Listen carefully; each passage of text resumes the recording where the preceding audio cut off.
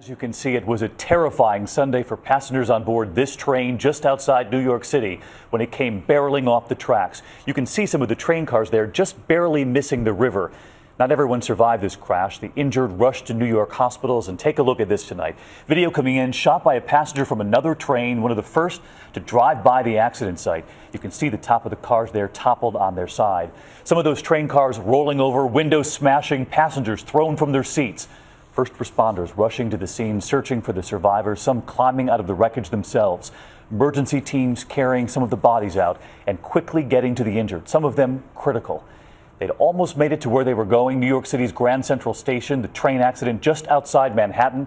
And that's where we begin with ABC's Gio Benitez on the scene for us tonight.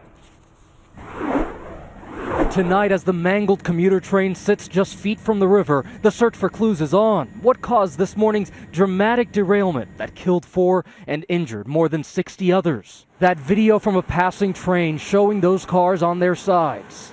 By the time I looked up, it was completely going off its track, and there was just like the rubble from under the tracks like flying like at my face. The survivors say many passengers were asleep when the crash happened, like Ryan Kelly, who fractured his hand. It was the speed of the car. When I kind of woke up, I felt it tilting a little bit.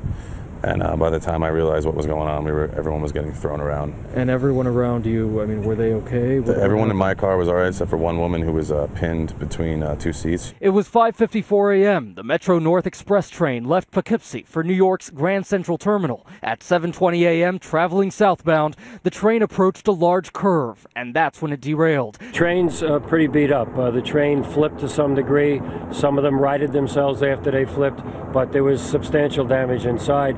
Passengers described the train as speeding at the curve, though we don't yet know if it was going faster than usual. Our mission is to understand not just what happened, but why it happened, with the intent of preventing it from happening again. Multiple reports suggest the train operator tried to apply the brakes, but that they did not work. Officials have not confirmed that. New York Governor Andrew Cuomo touring the scene of the crash, tweeting this photo.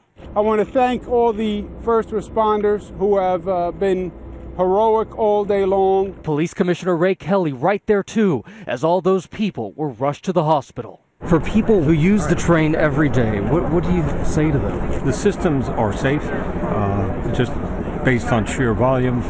Sometimes accidents happen, but in terms of the specific cause here, that's going to have to be determined by a full investigation. So many passengers who ride those rails looking for reassurance. Gio back with us live now, and federal investigators still at the scene? That's right, David. You can actually see them down there right now searching for clues. You can bet they're going to be there all night long. And by the way, David, overnight, cranes will be moving in to start clearing that wreckage. Bringing in those large cranes. Gio Benitez leading us off. Gio, thank you. And neighbors describing the crunching metal, the screeching when the train went off the tracks. Here's just some of what we heard today. It woke me up. I heard it from on the top of the hill, and I come down here. It's devastating. I just heard like a screeching noise, like a subway car, like that. And then within seconds, the ambulance started, and the fire truck started coming past my window, and I knew something big happened. A big boom. It woke me. But this is a bad curve, definitely.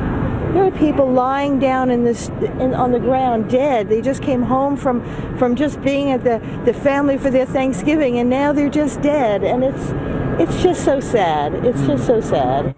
Just some of what they saw and heard outside New York City this Sunday. Much more on GMA in the morning.